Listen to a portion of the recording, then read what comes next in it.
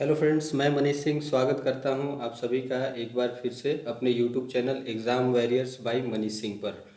आज हम लेके आए हैं साप्ताहिक करंट अफेयर, जिसमें 3 मई से लेकर 9 मई तक की सभी करंट अफेयर जो इम्पोर्टेंट घटनाएं हुई हैं, जो आपके एग्ज़ाम पॉइंट ऑफ व्यू से ज़रूरी है, जो आने वाले एग्ज़ाम्स में पूछे जाएंगे, उन सभी प्रश्नों का संग्रह किया गया है। और इसकी विशेषता यह है कि ये एक पंक्ति में है। अभी इसमें कोई भी ऑप्शंस नहीं मिलेंगे आपको, और एक रेडी रेकनर जैसे रिवाइज आप कर सकते हो इसके थ्रू। और आशा करता हूँ कि आप सभी सुरक्षित होंगे। और मदर्स डे की ढेर सारी शुभकामनाएं आप सभी को। वैसे माँ के लिए कोई एक दिन नहीं होता है, हर दिन माँ का दिन होता है। आपने एक संस्कृत में श्लोक भी सुना होगा, जननी जन्मभूमिश्च स्वर्गादपि गरीयसी। जननी और जन्मभूमि स्वर्ग से भी बढ़कर है। तो माता और जननी और जन्मभूमि दोनों माँ के समान है, और इसके लिए हमें किसी एक दिन का मोहताज नहीं है। हम इसके लिए हर दिन ही माँ का दिन है, हर दिन ही जन्मभूमि के लिए हमारा हर दिन है। चलिए तो हम प्रश्न की ओर बढ़ते हैं। पहले स्लाइड की ओर हम बढ़ते हैं, जिसमें प्रश्नों का इम्पोर्टेंट प्रश्नों का संग्रह है। आपके सामने स्क्रीन पे ये रहे। पहला प्रश्न है, केंद्रीय मंत्री नितिन गडकरी ने हाल ही में घोषणा की कि भारत ने अगले 2 वर्षों में जितने लाख करोड़ रुपए के सड़क निर्माण का लक्ष्य रखा गया है। नितिन गडकरी जो केंद्रीय मंत्री हैं, सड़क परिवहन मंत्री हैं, जिन्होंने ये घोषणा की है हाल ही में कि भारत में आने वाले अगले 2 वर्षों में कितने करोड़ रुपए का फंड सड़क निर्माण के लिए आवंटित किया गया है। तो इसका आंसर है दोस्त 15 लाख रुपए। 15 लाख रुपए आने वाले 2 सालों के लिए आवंटित रखा गया है सड़क निर्माण के लिए। तो इसे हमें, ये एक आंकड़ा है, इसे सिर्फ याद रखना है, ये वनडे एग्जाम्स में पूछे जाएंगे। अगला प्रश्न है, वह देश जिसने हाल ही में जानवरों के लिए कोविड-19 टीकों के पहले बैच का उत्पादन किया।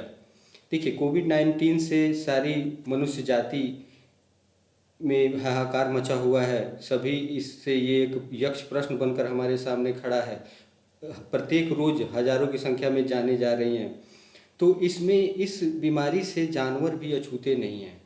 कुछ जानवर भी अभी हमारे देश में, आपको सुनने में आया होगा कि कुछ बंगाल टाइगर्स हैं, वो भी 7-8 की संख्या में, उन पे भी ये बीमारी का असर हुआ है और वो भी प्रभावित हुए हैं।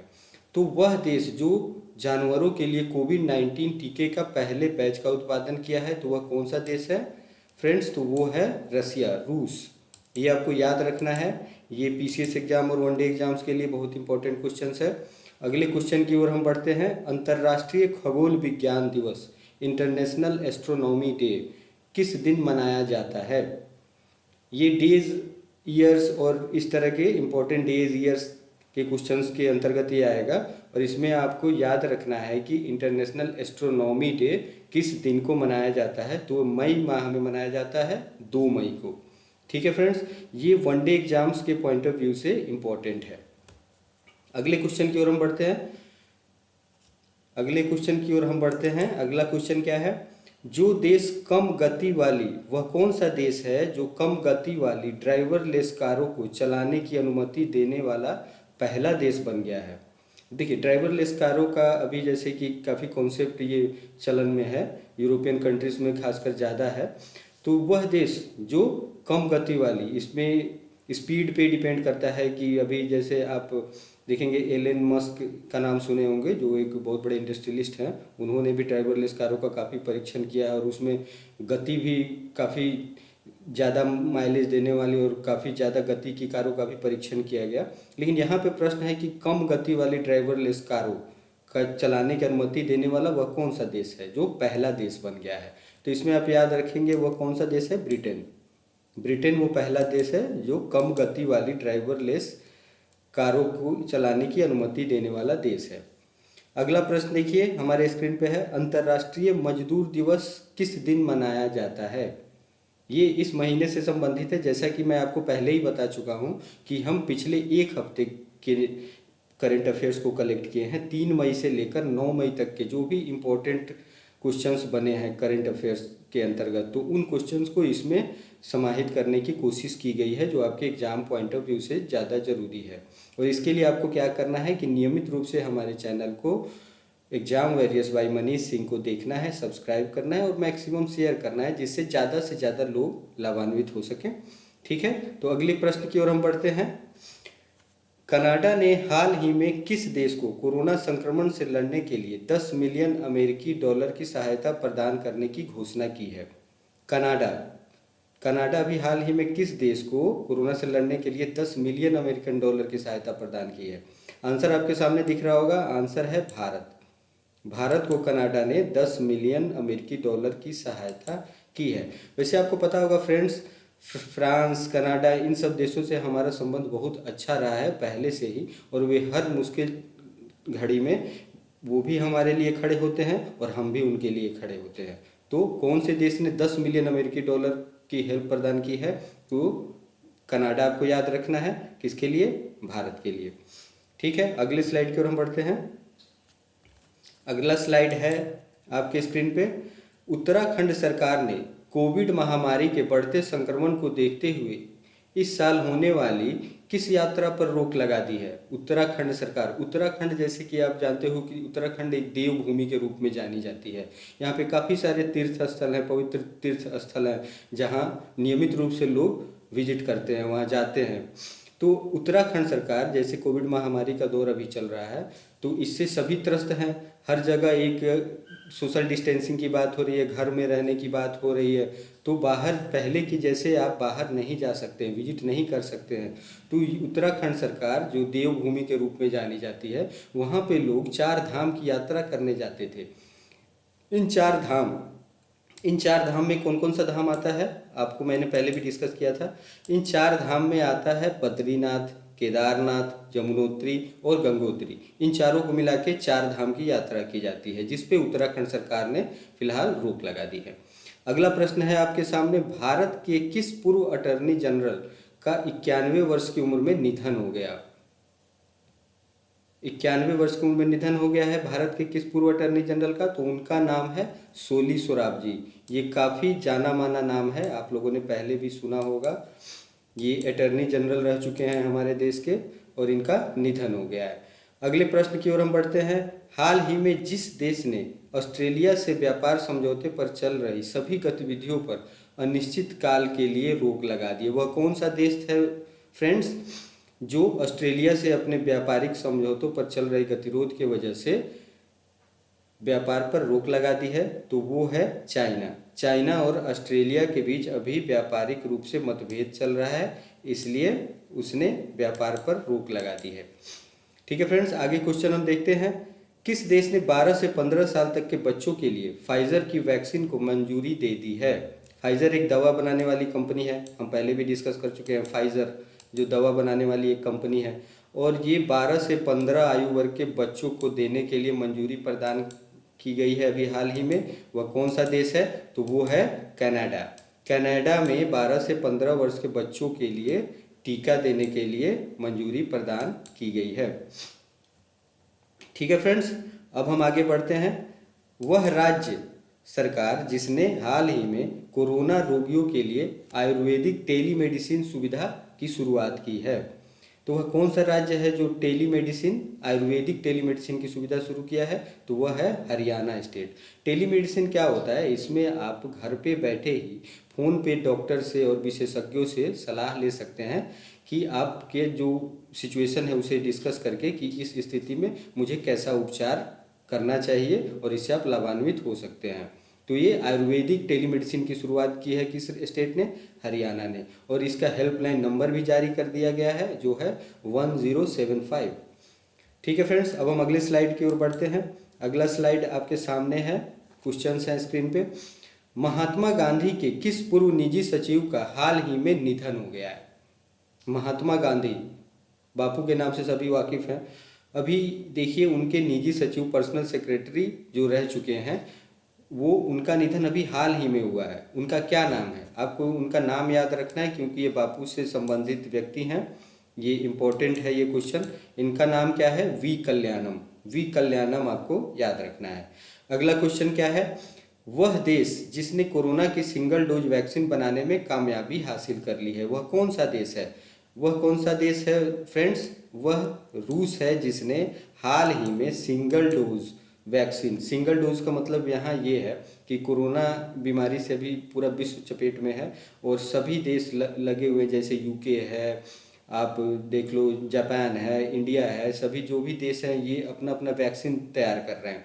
तो इसमें डबल डोज की वैक्सीन अभी तक चल रही थी कि एक वैक्सीन पहले लेनी थी और एक वैक्सीन के लिए 28 से 30 दिन के अंतराल पे दूसरी वैक्सीन लेनी थी, जिससे इस रोग से हम सुरक्षित महसूस कर सके। तो वह कौन सा देश है जो सिंगल डोज वैक्सीन बनाने में कामयाबी हासिल कर ली है, जिसने घोषणा की है? तो वह है रूस। आपको रूस याद रखना है। अगले प्रश्न की ओर बढ़ते हैं। हाल ही में किस राज्य सरकार ने 10 से 24 मई तक संपूर्ण लॉकडाउन लगाने की घोषणा की है? हाल ही में वह कौन सा स्टेट है जो संपूर्ण लॉकडाउन लगाने का घोषणा किया है 10 से 24 मई तक? वह है राजस्थान। अभी देखिए, अभी लगभग सारे स्टेट्स अपने अपने हिसाब से प्रिकॉशंस ले रहे हैं कि ये वायरस ज़्यादा स्प्रेड ना हो, उससे बचने के लिए लॉकडाउन ही एक ऐसा उपाय है जिससे इसके चेन को तोड़ा जा सकता है। तो सभी राज्य, अभी पहले क्या हुआ करता था, पिछली बार जब हम कोरोना का दंश झेल रहे थे, 2020 की बात है, तब क्या था कि केंद्र सरकार इस पे डिसीजन लेती थी कि एक बार हम राष्ट्रव्यापी लॉकडाउन लगा दें।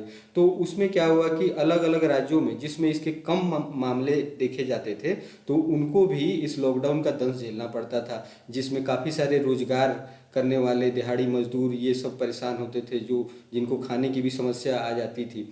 तो उसके बाद से केंद्र सरकार ने दिशा निर्देश, ये गाइडलाइन जारी किया कि स्टेट अपने हिसाब से लॉकडाउन लगा सकते हैं। जहां की स्थिति जैसी है वो अपने हिसाब से जितनी ज़रूरत है लॉकडाउन लगा सकते हैं, आंशिक या पूर्ण। ठीक है दोस्तों, तो ये 10 से 24 मई तक हाल ही में कौन सा स्टेट है जो लॉकडाउन लगाने की घोषणा की है? तो वो है राजस्थान। अब अगले प्रश्न की ओर बढ़ते हैं। तमिलनाडु के नए मुख्यमंत्री के रूप में किसने शपथ ली? अभी हाल ही में आप लोगों ने देखा होगा कि 5 राज्यों और केंद्र शासित प्रदेशों में चुनाव संपन्न हुए हैं, तो इसमें तमिलनाडु भी एक राज्य है। तो वहाँ के मुख्यमंत्री के रूप में किसने शपथ ली है? एम.के. स्टालिन। ये आपको याद रखना है, एम.के. स्टालिन। ये एग्जाम पूछे जा सकते हैं और ये एग्जाम पॉइंट ऑफ व्यू से इम्पोर्टेंट है। तमिलनाडु से हैं एम.के. स्टालिन। कहाँ के मुख्यमंत्री हैं? तमिलनाडु के। और ये किस पार्टी से हैं? तो एमडी के पार्टी से संबंधित है, डीएमके पार्टी से। अब अगला प्रश्न है आपके स्क्रीन पे। आर्थिक मामलों की मंत्रिमंडलीय समिति सीसीईए ने हाल ही में किस बैंक में प्रबंधन नियंत्रण के हस्तांतरण के साथ रणनीतिक विनिवेश के लिए सैद्धांतिक मंजूरी दे दी है? तो सीसीए ने कैबिनेट कमेटी जो होती है इकोनॉमिकल अफेयर्स की, उन्होंने अभी हाल ही में सैद्धांतिक मंजूरी किस बैंक को दी है? तो ये आपको याद रखना है, आईडीबीआई बैंक। IDBI bank. ठीक है फ्रेंड्स, अब हम अगले स्लाइड की ओर बढ़ते हैं। अगला स्लाइड आपके स्क्रीन पे है। इसमें क्या है देखिए, हम क्वेश्चन डिस्कस कर रहे हैं। पश्चिम बंगाल में तृणमूल कांग्रेस प्रमुख ममता बनर्जी ने लगातार कितनी बार राज्य के मुख्यमंत्री के रूप में शपथ ली? इसमें फ्रेंड्स, पश्चिम बंगाल जो भी हमने डिस्कशन किया, अभी जिक्र किया कि 5 स्टेट्स और केंद्र शासित प्रदेशों में अभी हाल ही में चुनाव संपन्न हुए हैं, तो इसमें पश्चिम बंगाल भी एक स्टेट है जिसमें चुनाव संपन्न हुआ है और वहाँ पे मुख्यमंत्री के रूप में शपथ ली है ममता बनर्जी। और ये इनका कौन सा कार्यकाल है? तो ये तीसरा कार्यकाल है, तीसरी बार इन्होंने शपथ लिया है। ठीक है फ्रेंड्स, तो ये हमें याद करना है, याद रखना है। अगला प्रश्न आपके सामने है। किस राज्य के पश्चिमी खासी हिल्स जिले के पास एक इलाके से करीब 10 करोड़ साल पहले के सैरोपॉड डायनासोर की हड्डियों के जीवाश्म मिले हैं? सैरोपॉड डायनासोर, ये डायनासोर का एक प्रजाति है। डायनासोर जो आपने ज़्यादातर या हमने मूवीज़ में ही देखे होंगे, क्योंकि ये 10 करोड़ साल पहले की बात है। उसके बाद जब उल्का पिंड के वजह से पृथ्वी का समूल नाश हुआ था, उस समय इस प्रजाति का भी नाश हो गया। तो वहाँ पे डायनासोर के हड्डियों के जीवाश्म मिले हैं। वह कौन सा राज्य है? तो वो कौन सा राज्य है फ्रेंड्स? मेघालय। आपको याद रखना है, मेघालय। ठीक है फ्रेंड्स, अब हम अगले प्रश्न की ओर बढ़ते हैं। नासा के अंतरिक्ष यान पार्कर सोलर प्रोब ने किस ग्रह से एक प्राकृतिक रेडियो सिग्नल की खोज की है? नासा जो अमेरिका का अंतरिक्ष अनुसंधान केंद्र है, वहाँ से समय समय पर विभिन्न खोज और प्रोब मिशन चलाए जाते हैं। तो अभी जिस ग्रह पे हाल ही में उन्होंने एक प्राकृतिक रेडियो सिग्नल की खोज की है, उस ग्रह का क्या नाम है? शुक्र ग्रह, वीनस ग्रह, शुक्र ग्रह। ये आपको याद रखना है, ये एग्जाम पॉइंट ऑफ व्यू से बहुत ज़रूरी है, वनडे एग्जाम्स में से क्वेश्चन पूछे जाते हैं। अगला क्वेश्चन आपके सामने है, श्रीलंका के पूर्व क्रिकेटर नुआन जोइसा पर अंतर्राष्ट्रीय क्रिकेट परिषद आईसीसी की भ्रष्टाचार रोधी संहिता का उल्लंघन करने के लिए कितने साल का बैन लगा दिया गया है? तो फ्रेंड्स, ये कहाँ के खिलाड़ी हैं? श्रीलंका के नुआन जोइसा, जिन्हें अभी श्रीलंकन टीम का बॉलिंग कोच नियुक्त किया गया था। इन पे प्रतिबंध लगा है। आईसीसी एक स्पोर्ट्स की सबसे एपेक्स बॉडी है जो रूल कंडक्ट गाइडलाइन जारी करती है कि खेलों के प्रति एक डिसिप्लिन हो, एक स्वस्थ माहौल हो। तो उसमें अगर उसके गाइडलाइन का कोई उल्लंघन करता है तो उसे सजा देने की भी क्षमता है, और वो उस तरह से अब एग्जीक्यूट कर सकती है किसी भी देश के प्लेयर्स के ऊपर। तो नुआन जोइसा पे कितने साल का बैन लगा है? 6 साल का। ये आपको याद रखना है, नुआन जोइसा पे कितने साल का बैन लगा है और ये किस देश से संबंधित है? ये श्रीलंका से संबंधित है। ठीक है फ्रेंड्स, अब हम अगले स्लाइड की ओर बढ़ते हैं। अगला स्लाइड आपके सामने है।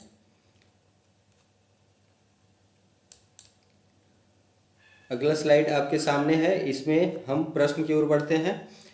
हाल ही में किस राज्य सरकार ने कोरोना संकट को देखते हुए अगले 2 महीने कार्ड धारकों को मुफ्त राशन एवं ऑटो टैक्सी चालकों को 5,000 रुपये की सहायता देने की घोषणा की है?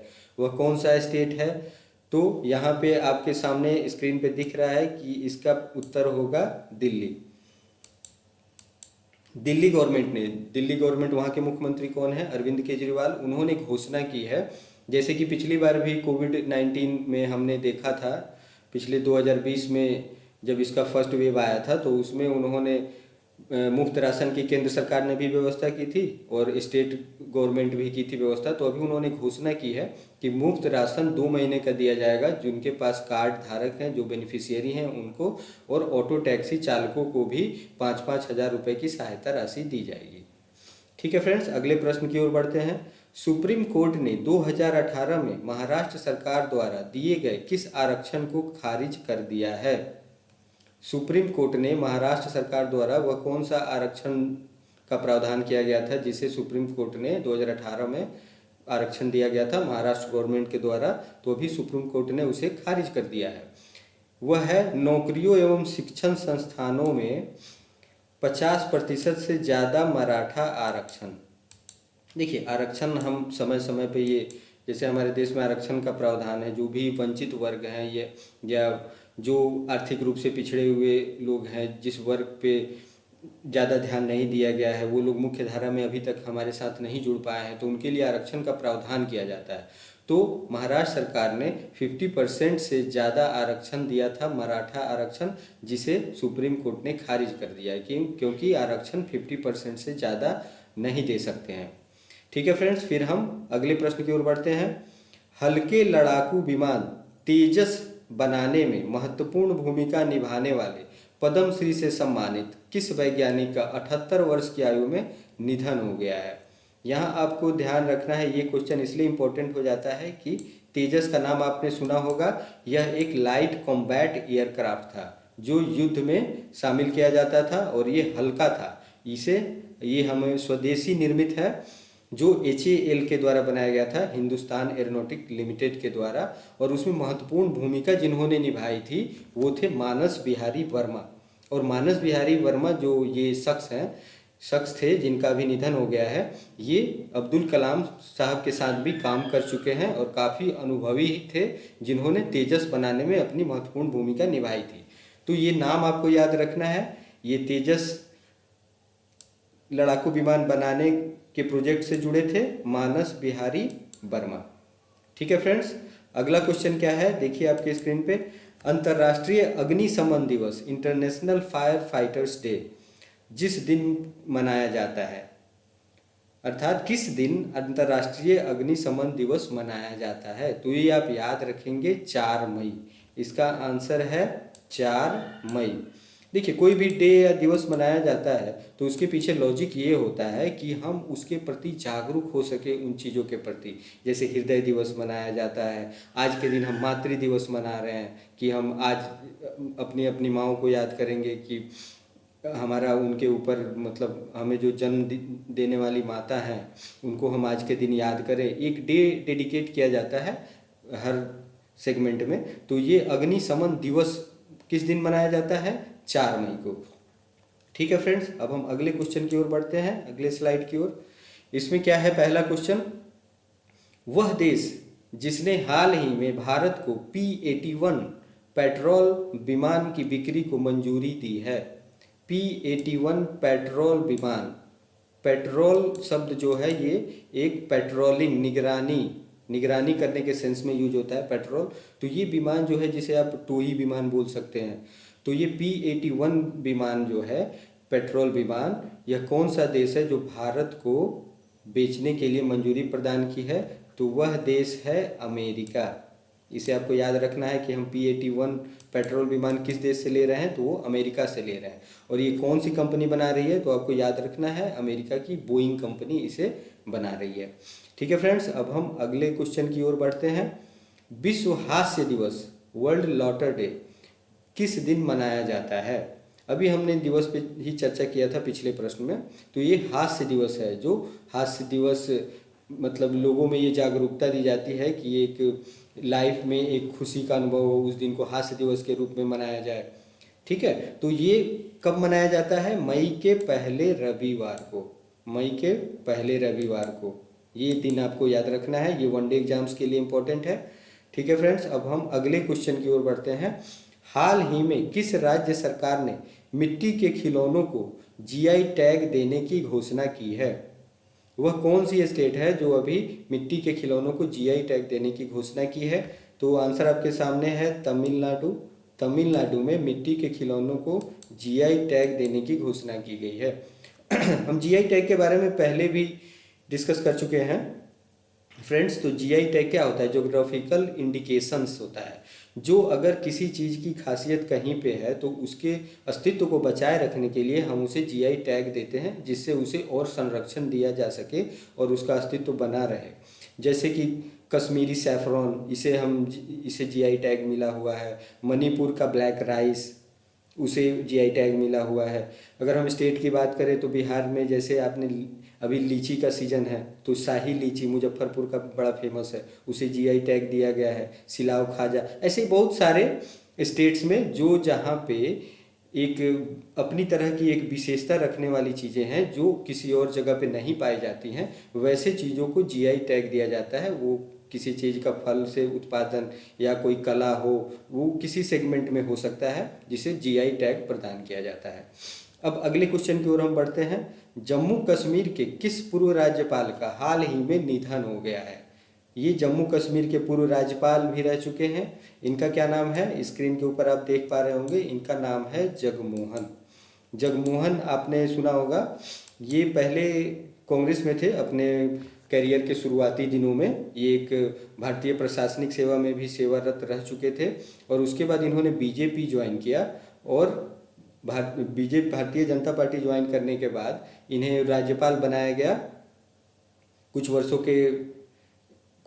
के लिए एक्टिव रहे ये पॉलिटिक्स में। उसके बाद इन्हें राज्यपाल बनाया गया जम्मू कश्मीर का, जगमोहन को। जगमोहन का नाम आपने पहले भी सुना होगा कि इन्होंने एक जैसे मोनूमेंट्स जो हमारे, जब ये पर्यटन मंत्री रह चुके थे, तो इन्होंने क्या किया था कि जो हमारे मोनूमेंट्स थे जैसे लाल किला हुआ, जामा मस्जिद और ताजमहल आगरा का, तो इन्होंने एक मुहिम चलाई थी जिससे उन सभी स्थलों का जीर्णोद्धार कराया गया था, रिनोवेशन कराया गया था।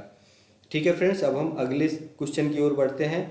भारतीय रिजर्व बैंक आरबीआई ने के नए डिप्टी गवर्नर के रूप में किसने हाल ही में पदभार ग्रहण किया है? तो देखिए, भारतीय रिजर्व बैंक में यहाँ हम किसकी बात कर रहे हैं? डिप्टी गवर्नर की। ठीक है, यहाँ गवर्नर की बात नहीं हो रही है। अभी भारतीय रिजर्व बैंक के गवर्नर कौन है? शक्तिकांत दास। लेकिन हम यहाँ बात कर रहे हैं डिप्टी गवर्नर की। तो 4 डिप्टी गवर्नर होते हैं, एक गवर्नर होते हैं। तो उनमें से एक जिन्होंने हाल ही में पदभार ग्रहण किया है वो हैं टी रविशंकर। ये नाम आपको याद रखना है, ये वनडे एग्जाम्स के लिए काफ़ी इंपॉर्टेंट क्वेश्चन है। ठीक है फ्रेंड्स, अब हम अगले क्वेश्चन की ओर बढ़ते हैं।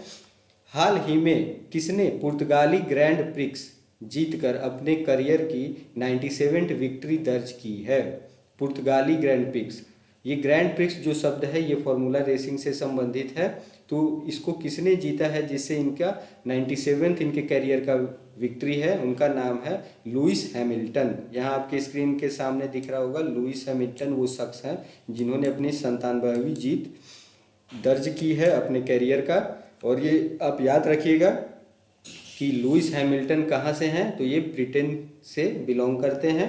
ठीक है फ्रेंड्स, और ये मर्सिडीज़ इनको स्पॉन्सर करती है। ठीक है, मर्सिडीज़ गाड़ियाँ जो फार्मूला 1 रेसिंग में भाग लेती हैं, और भी बहुत सारे कंपनीज़ हैं जिनकी जो गाड़ियाँ इसमें स्पॉन्सरशिप भी करती हैं और भाग भी लेती हैं। और इनको लुइस हैमिल्टन को पेट्रोनस भी स्पॉन्सर करता है। ठीक है फ्रेंड्स, तो आज हमने इन सारे वन लाइनर्स क्वेश्चन पे डिस्कशन किया। आशा करता हूं कि आप लोग काफ़ी लाभान्वित हुए होंगे और इसे एक रेडी रेकनर के तौर पे आप लेंगे जो कम समय में आप इसे रिवाइज कर सकते हैं। तो ये सेगमेंट हम आगे भी लेते आएंगे कि सप्ताह के हर रविवार को हम पिछले एक सप्ताह के घटनाओं को, जो देश विदेश, आर्थिक और खेलकूद, ये सारे सेगमेंट से जो रिलेटेड क्वेश्चंस हैं उसे आपके सामने चर्चा के लिए प्रस्तुत करें। ठीक है फ्रेंड्स, तो आगे भी कल हम मिलते हैं फिर डेली के डोज से नए प्रश्नों के साथ, टॉप 10 क्वेश्चंस के साथ। तो आशा करते हैं आप सभी घर पर होंगे, सुरक्षित होंगे। अपना ख्याल रखिए और अपनों का भी ख्याल रखिए। एक बार फिर से मदर्स डे की ढेर सारी शुभकामनाएं आप सभी को। धन्यवाद।